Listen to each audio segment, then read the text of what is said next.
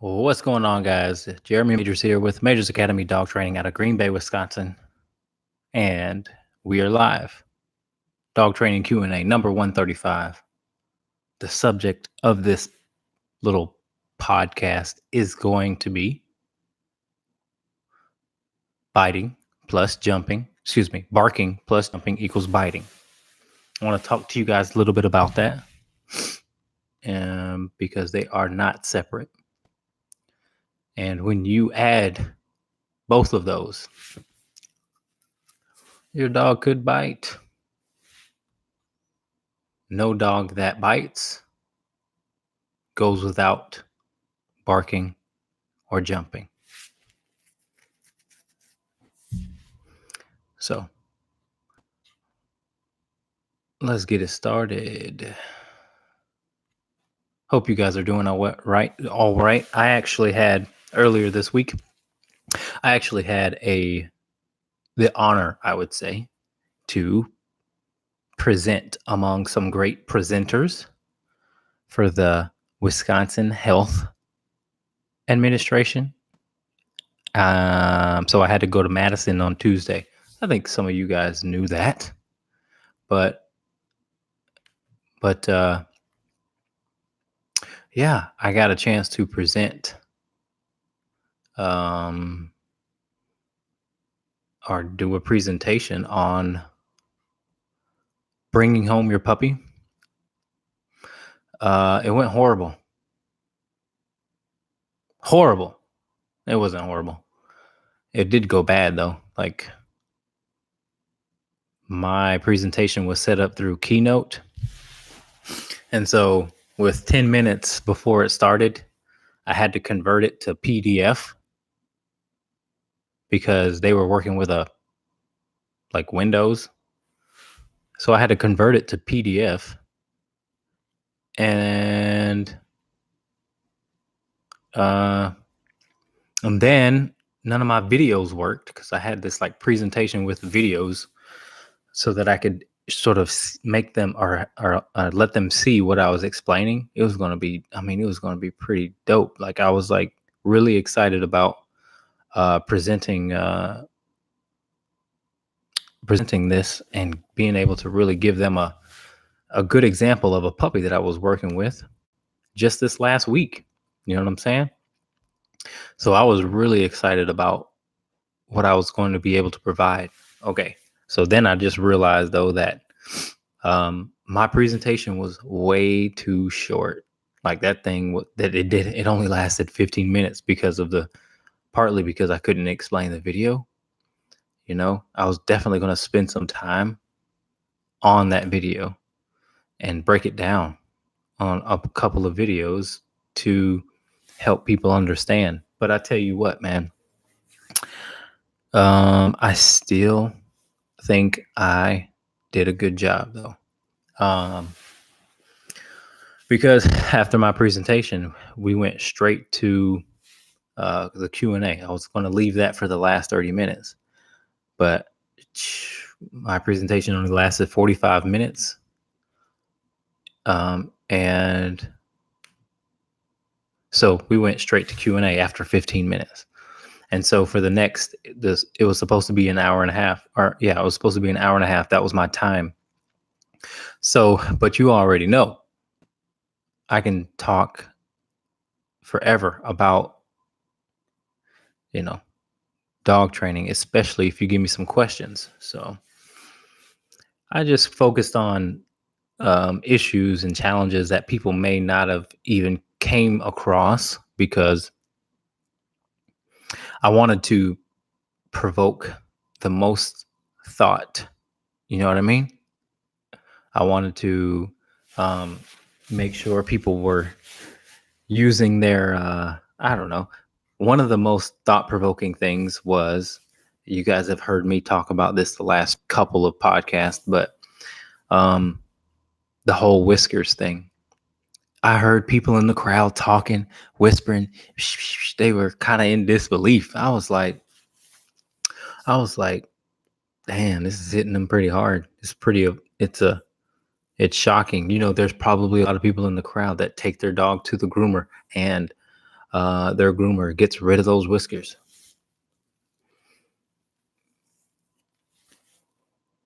But I'm going to bring it up if I keep seeing it. And if someone can come to me and prove that it's not a problem, then I'll stop. But if I keep seeing it, I'm going to speak on it. If it's a problem that directly affects their well-being. So, but I was pretty forceful about it. Not forceful, but I was like, tell your groomer not to cut the dog's whiskers, because sometimes they don't even grow back. That sucks. Sometimes the whiskers don't grow back. Wow. But I had plenty of good questions that I answered, you know, all dealing with very similar issues, guys. I mean, it speaks on, if you keep coming across the same behaviors and issues with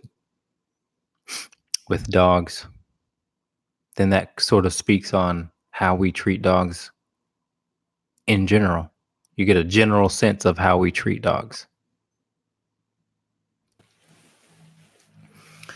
And it sucks. Well, I mean, it doesn't suck, but there's a lot of misinformation out there. There's a lot of dog trainers that are clout chasers, which just means they're in it to get attention. And so they're going to lie to you and try and make it as sunny as possible. Dog training should be very gentle. Dog training should be catering to the dog's feelings.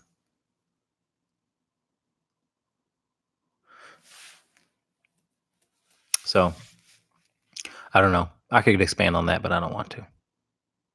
Let's get to some questions. All right. Oh, and by the way, we are live on Facebook, YouTube, and Instagram. Okay, so if one of you guys want to go and ask questions, we are on all three platforms. All right. Feel free to ask as many questions as you like. And let's have a conversation about it. Okay, how can I best prepare / teach my anxious dog to go to the vet? She really hates it and will growl at them. She's a 3-year-old German Shepherd. Man, I've been hit hard lately with some German Shepherds, man. Whew. All right. So, but this is a great question, because I'm sure a lot of people out there don't have a pleasant vet experience. So what you do to help your dog through the vet experience is to try and mock that experience in your house, in your home, when the dog is very comfortable. Here's the key. The key is, can you hold your dog still, calm, against their will? Or do you just simply give in to the dog's first few attempts to get out of the situation? That right there is going to make or break if you have a good vet visit or not. Can you hold your dog still and it actually be still? You should be able to hold your dog's collar and put your arm underneath its belly and the dog not move. Those are goals, man. If you can't do that, those are goals. Your vet will appreciate that. It's impressive. Grab your dog by the collar with one hand. Put your forearm on its belly with the other arm, with your left arm, whichever arm, it doesn't matter. And your dog should be still. Practice that. Practice this. Here's the other thing to practice. When you say stay, your dog should stop moving.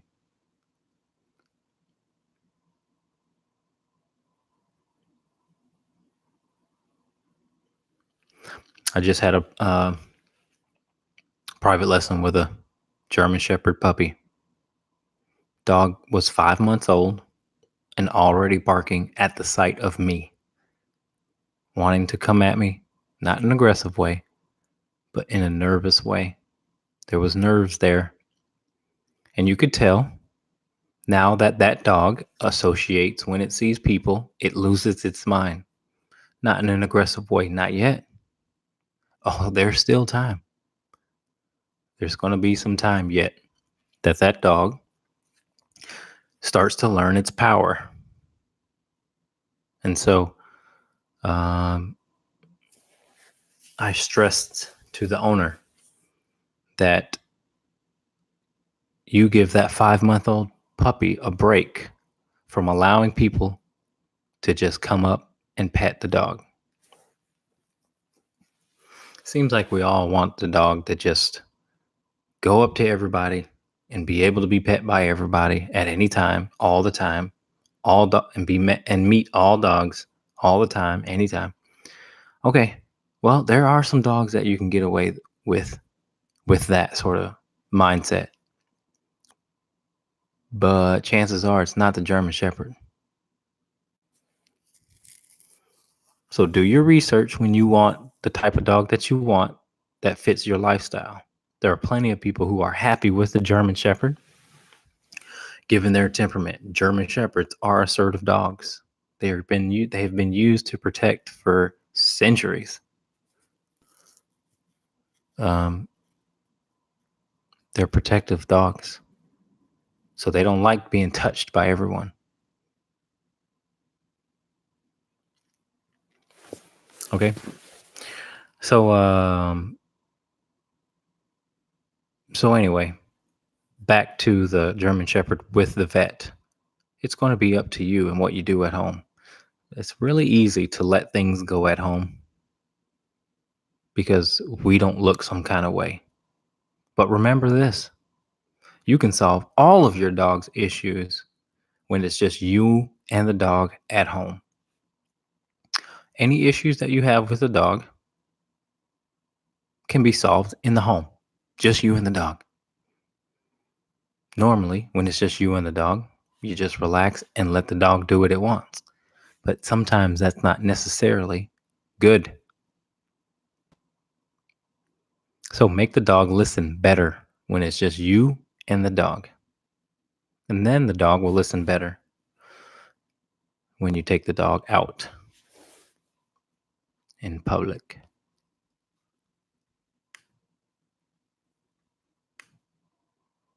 Okay, got a question. Do you still have videos up on staying in place when someone is at the door? I certainly do. It is one of my most popular videos. Mm-hmm. It's on YouTube.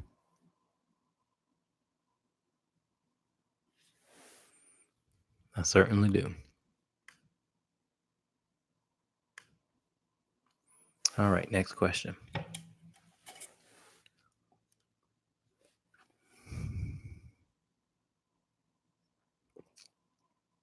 Okay. 9-month-old chocolate lab Foster, male. I usually kennel him when I go to the grocery store or shower. But if I go out in the garage or upstairs where he can't go, he cries and barks. The pet convincer has been great for him jumping at the window, but how do I correct in the garage? Okay, so that sort of speaks to separation anxiety. I actually got an email. Reminds me, I actually got an email of a college doing a study on separation anxiety.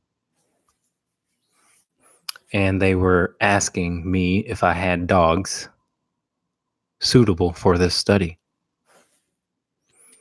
And my first thought was, why aren't you including me in this study? Are you working with any dog trainers? because I'm your guy. What's up with that? Are you using any dog trainers, or are you just right away? My mind goes to: do you guys know anything about separation anxiety? If you do, cool. I mean, I'd love to see the study, but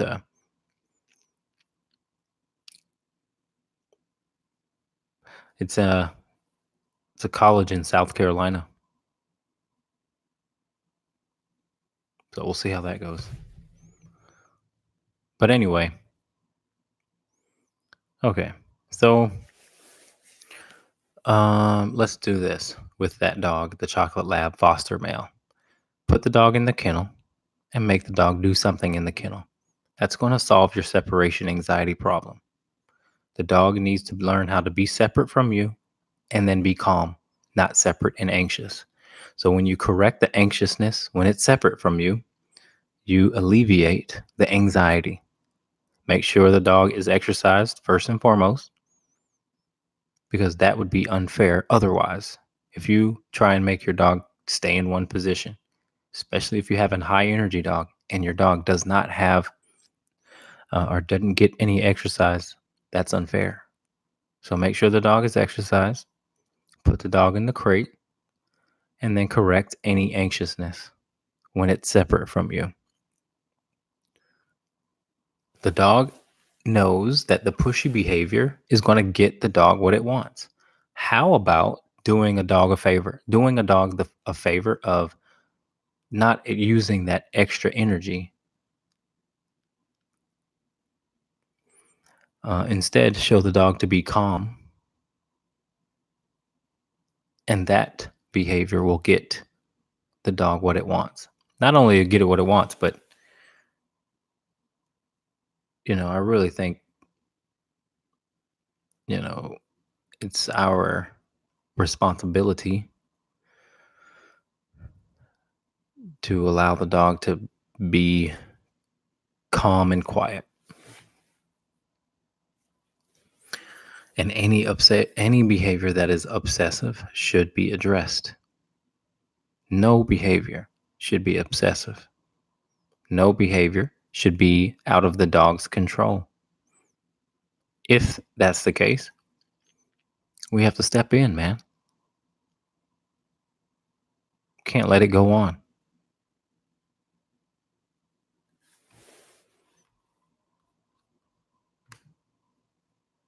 All right. Thank you for your question. Okay. We have 4 dogs. One cannot walk, and the 2 of the dogs start playing sometimes in the house and are really loud. Should I discourage this rough play? Sometimes it's loud and obnoxious, but the 2 don't fight. It's all play. Depends on if it bothers you enough to stop it. If it doesn't bother you, do what you want. If it was in my house, it would not happen. I don't allow rough play in my house. That's for outside, in my opinion. But again, you tolerate what you tolerate. If you can't tolerate it, then stop it. Sure. But it's your house. You determine that. As long as it doesn't result into any sort of fighting and you can tolerate that rough play, then let them have at it.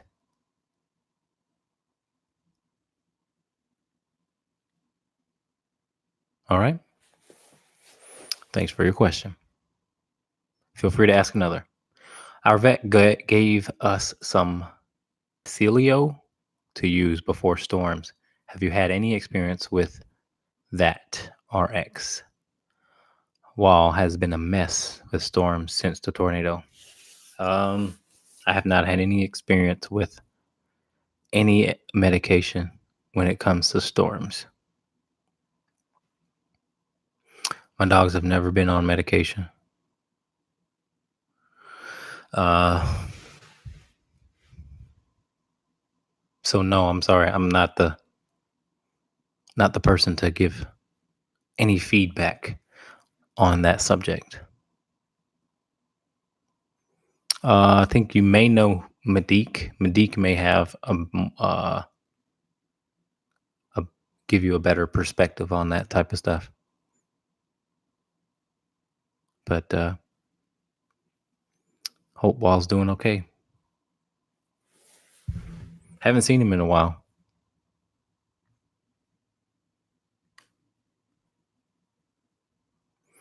So that picture that I posted today is a good picture. It makes me feel good. It was from, I think, around 2009, maybe 2008. I may be wrong about that, but that was kind of cool. We worked with the Humane Society of the United States, and it was free dog training for inner city folks that had pit bulls. We invited all people that had pit bulls to come get some free dog training, and we taught them some agility, some obedience, and just general animal husbandry. And that was kind of cool. Didn't matter if the dog was neutered or not. Obviously, we promoted neutering if you weren't a breeder. And it was a very cool experience. Like, that was when I was only training dogs for like a couple years.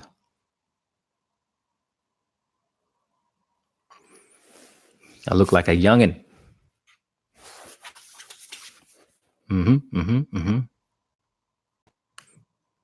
All right, let's see what else we got. All right, guys, so we might as well talk about the subject a little bit. So the title is Jumping plus Barking equals Biting. And I want to talk about that because I had a client. I'll just tell you about the client that I had today. And it's going to help some people out when it comes to why their dog is biting. So first and foremost, when it comes to biting, that is not a separate behavior. The biting comes with sort of remedial behaviors that you need to be aware of and stop. And if you can stop those behaviors that aren't so harmful but are obsessive, then you have a much better chance to stop the biting. All right, I got a question coming in. We'll circle back to that. All right. Audrey says, how would you approach training 2 5-year-old sibling GSD who bark like mad every time I'm on the phone, as well as every time I'm about to let them outside? I have been making them sit before going outside for the past month, but it's slow progress. Extremely loud and chaotic barking. Okay, Audrey, what you want to do is give your dogs something to do that they must do, mandatory. Give them a job to do. Best thing to do, easiest thing to do. See, you guys got to understand this about me. I'm very simple when it comes to my solutions. So you'll hear me say the same things over and over again. But I want to try and be as simplistic as possible. Okay. So back to the question. What you need to gain the ability to do is tell your dogs to go lay down or go somewhere, and they actually do it. You have to give your dog a job to do, your dogs a job to do, and they actually respond to that job. If you have the ability to say, go lay down, then they won't. They'll go lay down and they'll stop barking. You might have to start with a leash. You might have to start with a collar. But they need to be doing something instead of doing what they want. The barking is pushy behavior, and it gets them somewhere. So they need to be met not only with a job to do, but also they can be met with a consequence for barking. But this is exactly what I'm talking about. And this kind of goes in with the with the title, Barking. It is my belief that no dog that bites, oh, excuse me, a large, I would say the majority of the dogs that I work with, a large majority, 99% of the dogs that I see that bite also jump obsessively and bark obsessively. And I don't mean obsessively, maybe I should say um, they bark when they want, no matter if the owner is there or not, and they jump on whoever they want. So if your dog is doing those two things, don't be surprised if your dog bites. You're taking a big risk. Oh, I'm sorry, he's jumping on everyone. Oh, I'm sorry, he won't stop barking. Okay. Well, don't be surprised if he bites, because jumping and barking are both controlling behaviors. They want to control because you're not in control. If they are barking while you're home, they are taking control. If they're jumping on people while you're home, you don't have enough control over your dog.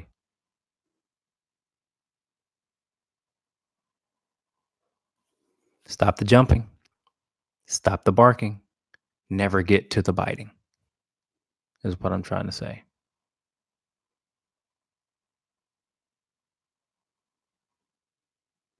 Look for those, any obsessive behavior. Any obsessive behavior. Look for those obsessive behaviors. Any obsessive behavior and stop it. Like I was saying earlier, do your dog a favor. If your dog obsessively chews on itself, make it stop. If your dog bites its tail, does the spins in the crate obsessively, make it stop. If your dog goes to the door every time you go to the door, make it stop. If the dog follows you around all the time, make it stop. There should be nothing, no behavior that is out of your control and out of their control. There should be no behavior that is obsessive. When you stop the dog from doing what it thinks it needs to do, then you are bringing balance to that behavior. You're bringing control to that behavior. You're saying, hey, you don't have to do this all the time. Dog's going to be like, I appreciate that. Thank you. You do not have to look out the car window all the time. Many people think their dog does that because they enjoy it.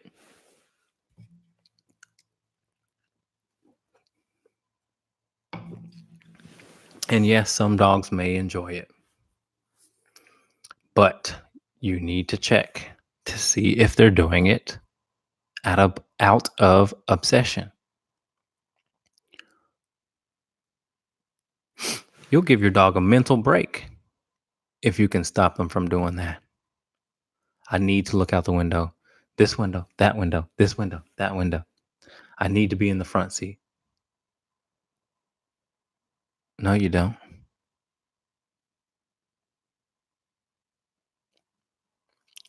How about telling your dog to lay down in the car? I'm telling you, if your dog could thank you, it would. Thank you for breaking me out of this habit, out of this mindset, out of this obsessive mindset. Thank you for telling me I don't have to be in control. Thank you for showing me that cars passing by aren't a big deal when I'm in the car. I mean, when I'm in the car.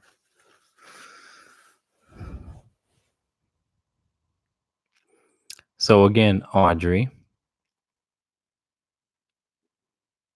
here's the other thing you can do. When you let them outside, let one dog out. And then 10 minutes, let the other dog out.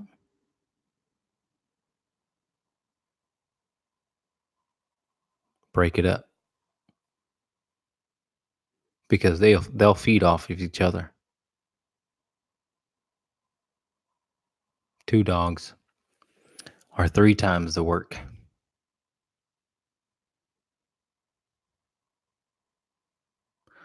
Some people want a discount for two dogs, and it's like, dude, it's three times the work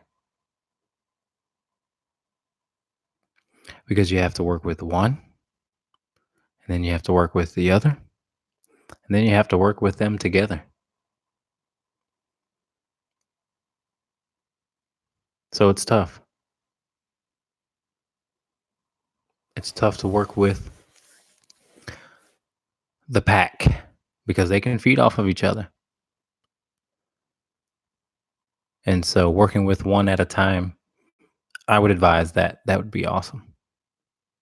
And then bring them together once you get control over the individual. So thank you for your question. I appreciate it. Feel free to ask another.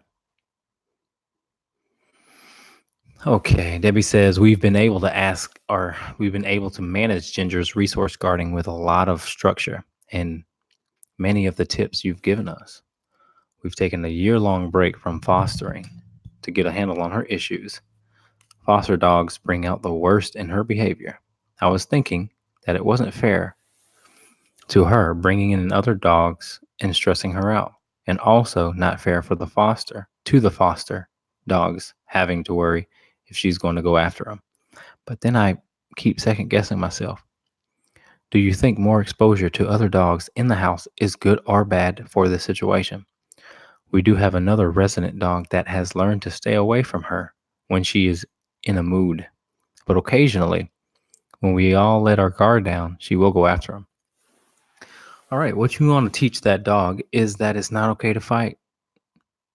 Point blank, period. I mean, that's number one. It's not okay to fight, no matter what mood you're in. My mindset with my dogs is I can bring in any dog I want, and you are to be respectful of any dog that I bring in. If not, if you growl, you're going to get a consequence. If you bark, you're going to get a consequence. I hold my, and if you foster dogs, this would be your mindset as well, or this would be something you want to set up as your place. Foster dogs come from a bad place, obviously. You want to have your place be somewhere where they can come and relax.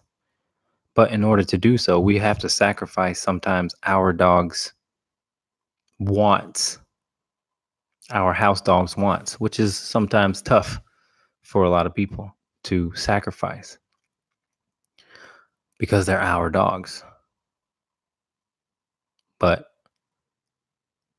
in order to optimize adoption from the fosters that we bring in, they have to have a good experience. We can't allow them to have bad experiences, given that they may have already came from a bad experience. And so, you know, I'm harder on my dogs than I am any dog that I'm training. Hi, Francis. Um, but I, again, I want, when dogs come to me, I want them to have an environment where they can relax and they don't have to be in control. And someone can sort of be their leader for the first time. So again, I'm twice as tough on my own dogs. But as a result, my dogs have met hundreds of dogs and has never growled, barked, or bite any of them because they know that there's other options out there. See, a lot of dogs don't even know that there's other options out there. Yeah, there is. And now, actually, they know it, but they'd rather do what they want. And the other option is to walk away. This isn't your place, it's mine. I decide what goes on. This isn't your place. You don't get to, uh, this is what I tell. This is what I tell my dogs. It's like, you be good to the guests. You treat our guests well. And I really mean that. I treat them like a guest at a hotel or something.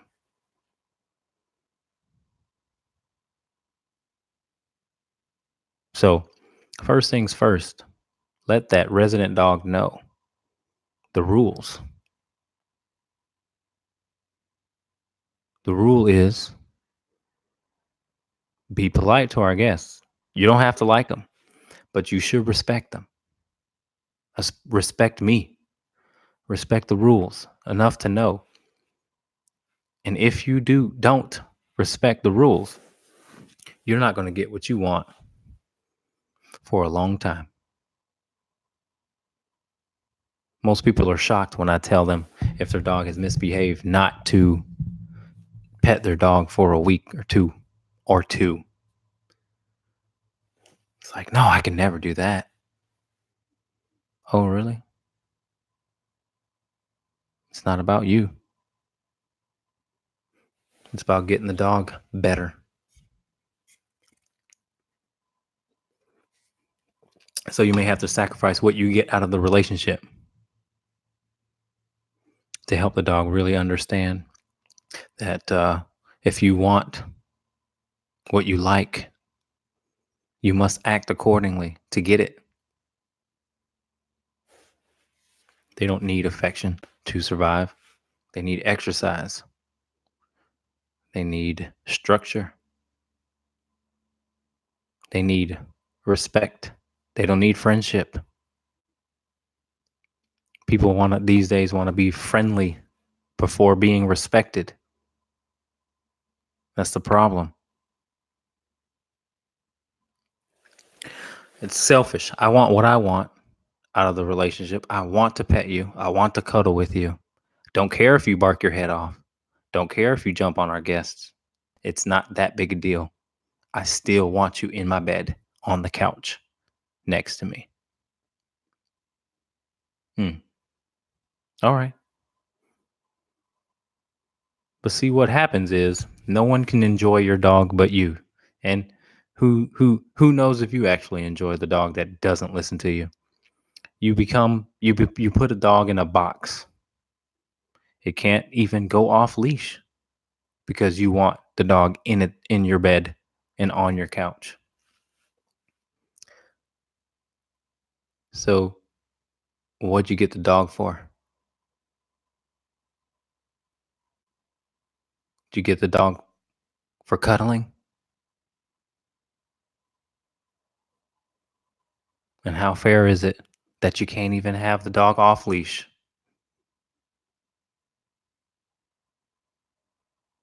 Got to keep it on this rope for his entire life because you can't put the time in to teach the dog how to behave off leash.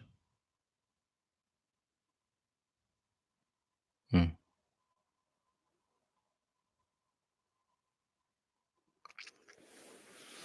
All right. Moving on. Anybody have any questions or suggestions or comments on what I just said? Please, let's get to it. Any tips on getting a pretty sit finish on a recall for a dog who doesn't love food / won't lure? Does the dog love the toy?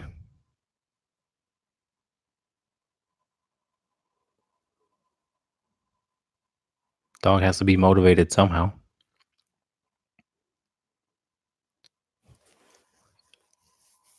If the dog loves a toy, some sort, that'll do it.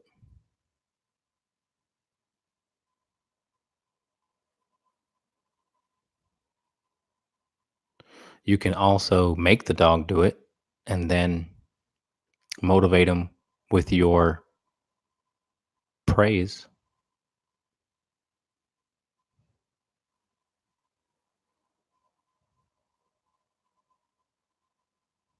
If that makes sense.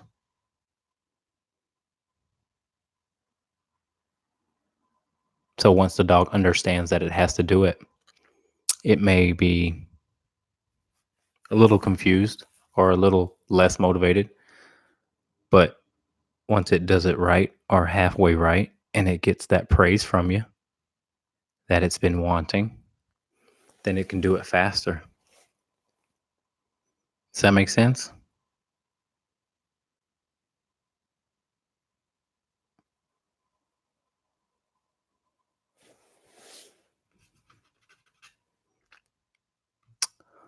Feel free to let me know.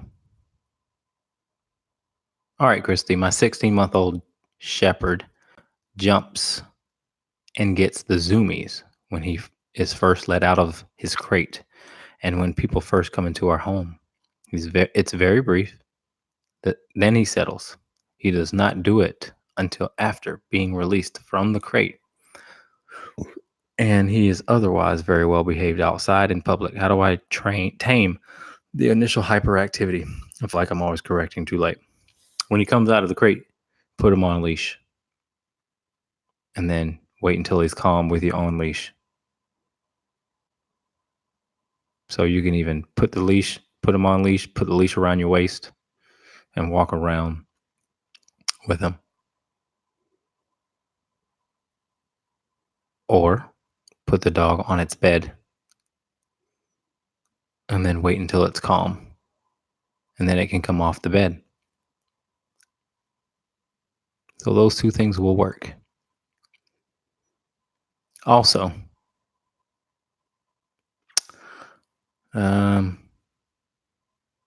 letting the dog out of the crate and then teaching the dog the slow command. Well, I shouldn't say the. Teaching the dog how to come out of the crate slowly. That'll help as well. And so you want to incorporate body pressure with voice pressure and break up the routine as far as the timing goes when you let the dog out of the crate. Because you probably ask the dog to sit or down and then you release the dog right away. Try counting to 30 before you let the dog out. And then again, don't let that dog be on its toes when you release the dog. And what I mean by on its toes is looking at you very intently. You know what I mean? Let the dog's energy come down a few notches before you let the dog out.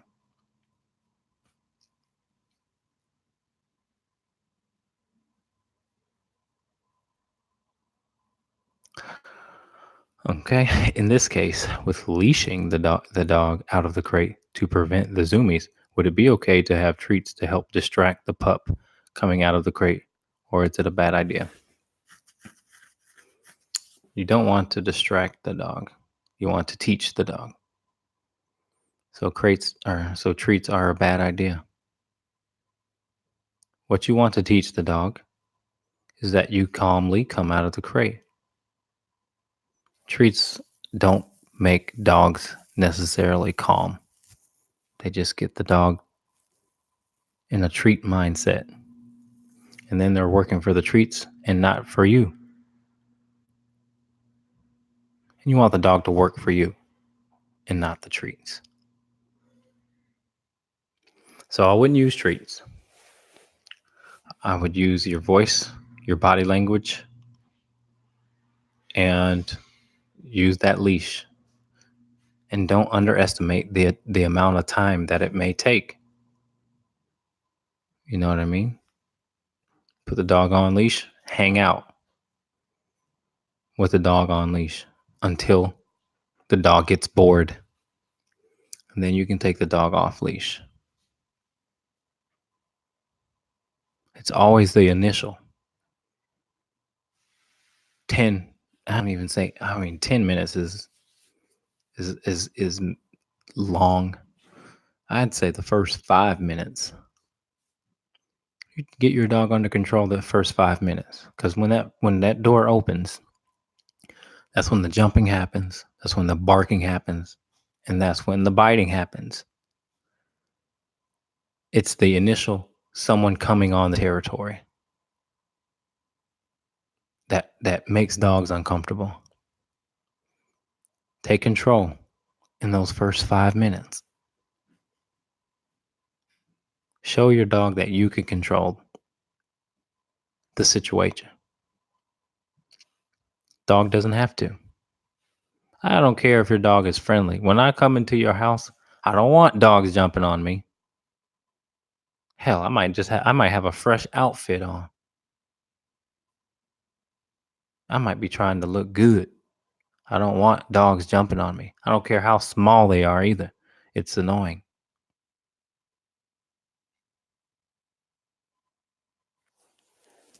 So,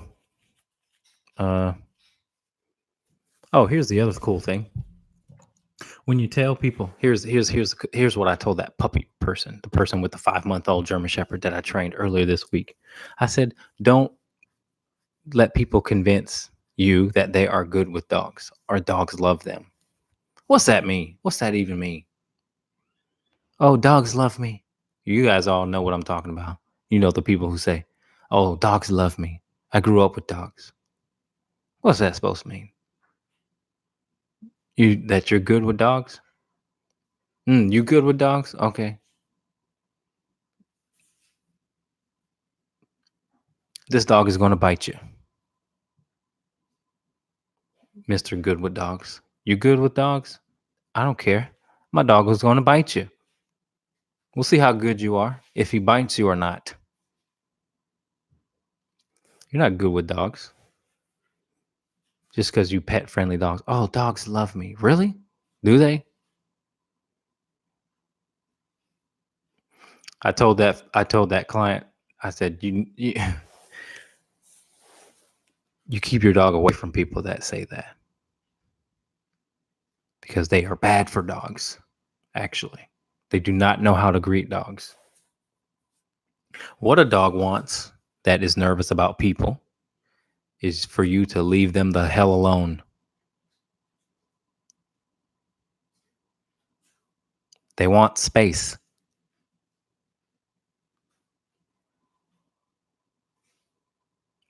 That's it. Give them some space. I worked with a 150-pound German Shepherd today who has bit 2 people, recorded. They have 2 bites recorded. He's one of those German-style German Shepherds, the sable color. You know what I'm talking about. And I said, you need to take the muzzle off. After the first 10 minutes of working with the dog, I said, take the muzzle off. Oh, God, but we don't want you to get bit. We don't want you to get bit.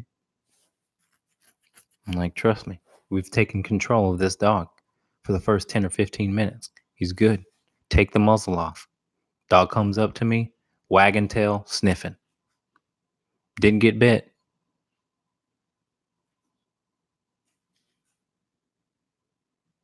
And I ignored the dog. Didn't even act like the dog was there. Hey guys, guess what? If you want a dog to come up to you that's nervous about humans, since you're good with dogs, try that. Ignore the dog. Let the dog decide it wants to actually interact with you. That's it. That's simple, isn't it? Don't touch the dog unless it wants to be touched. Or go get bit. I don't care. No, I do care, actually. Don't touch the dog. Because guess what happens? Dog gets put down.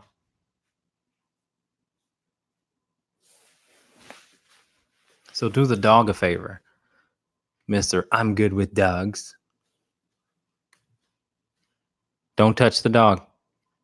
You love dogs? All right. Don't touch them. Leave him alone. If he's if he wants to come to you, he will. All right. The day I had my mom working with Benny, he did great following her lead. We worked for about 20 minutes. Then left him on leash and ignored him while we sat and chatted. He was relaxed, lying on the ground, head down, non alert to surroundings. After about 5 minutes, he lunged at her face. Can he ever be trusted? Should I have crated him right after training? Yes. The dog cannot be trusted for that amount of time yet. Um, and I would be willing to bet that that dog still has the attitude of I can do this. That's what needs to change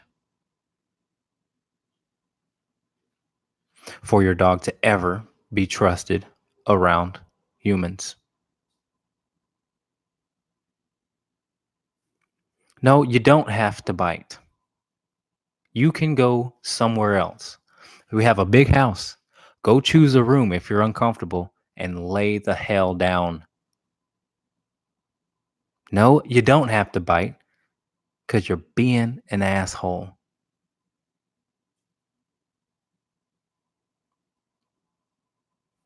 You are.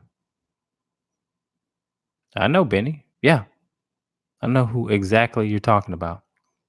He has the ability not to bite. Actually, all dogs do. And if they don't, then they should be put down. He's not been in my bed for a year now. That's good. That's good. That's good. So here's what I advised the people that I worked with today. And maybe you can try certain things. Listen, bottom line, end of the day, that dog shouldn't be doing anything it wants to do. That dog should not assume that it can do anything without your leadership. That's how we're going to get the dog to look for your leadership when it matters. If the dog doesn't come when you say come the first time, you're leaving the dog the opportunity to bite.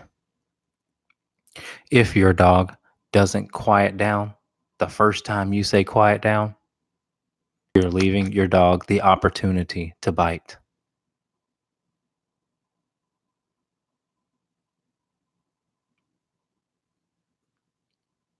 That dog has to listen at a very high level.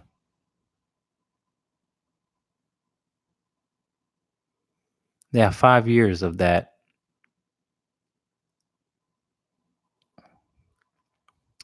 5 years is a long time.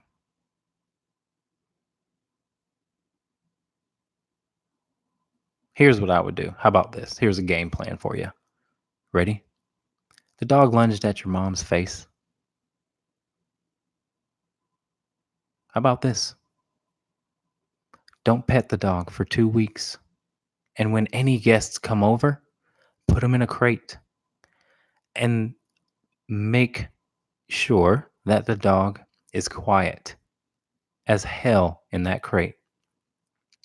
That's going to set a precedent for that dog moving forward. You can actually get your dog to get used to people in the crate. No threat, no potential threat or harm when the dog's in the crate.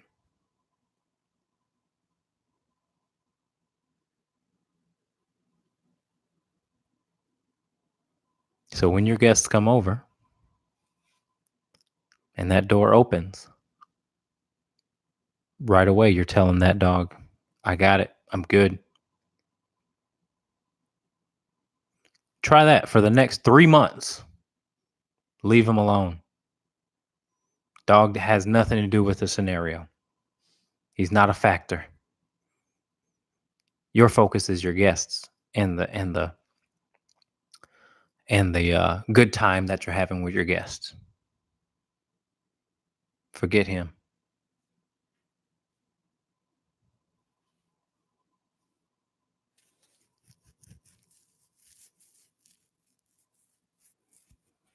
That's the other thing people don't realize is your dog doesn't have to be involved in everything. Your dog's stressed out. Your dog has a bad history. Put the dog up. Put him away. Let him go take a nap.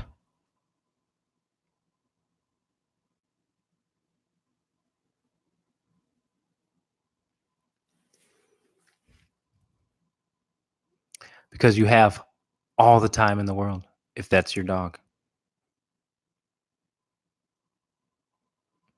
You can take it as slow as possible.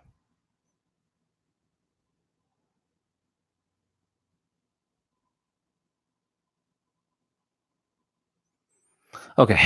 Audrey says, when you feel like a dog isn't hearing you, do you raise your voice or does that feed into the chaos?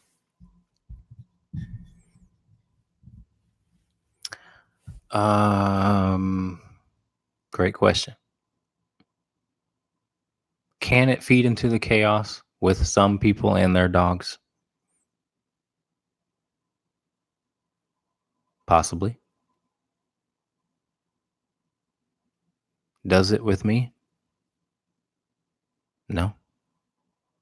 I raise my voice. Yes. Somehow it has become unpopular, frowned upon to raise your voice. Raise your voice. Your voice is nothing but pressure. Sometimes you have to add pressure. We do it to each other when we talk to each other. Hey, did you hear me? Just like that. Excuse me. Voice pressure. It works for us. Do you always want to be talking loud? No. If you are, then you're not communicating effectively. But I'm not here to tell you it's okay every now and then. It's all right.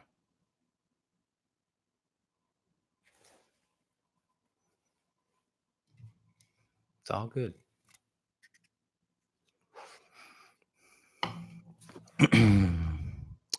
All right, guys.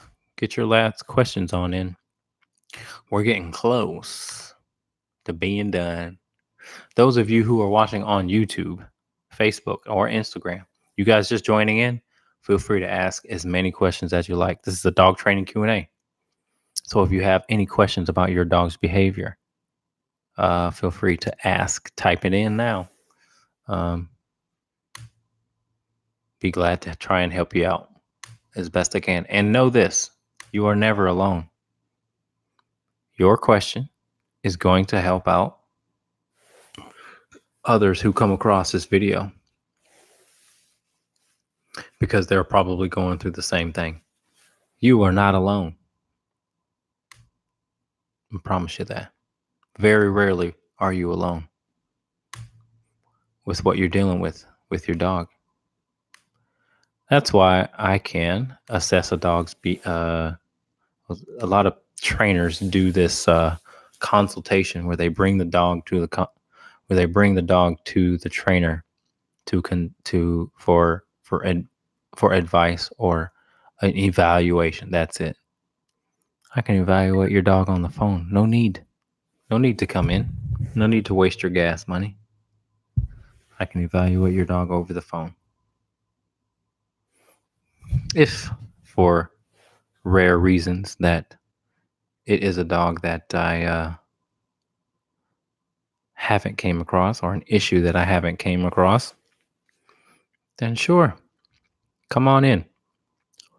But that is not likely.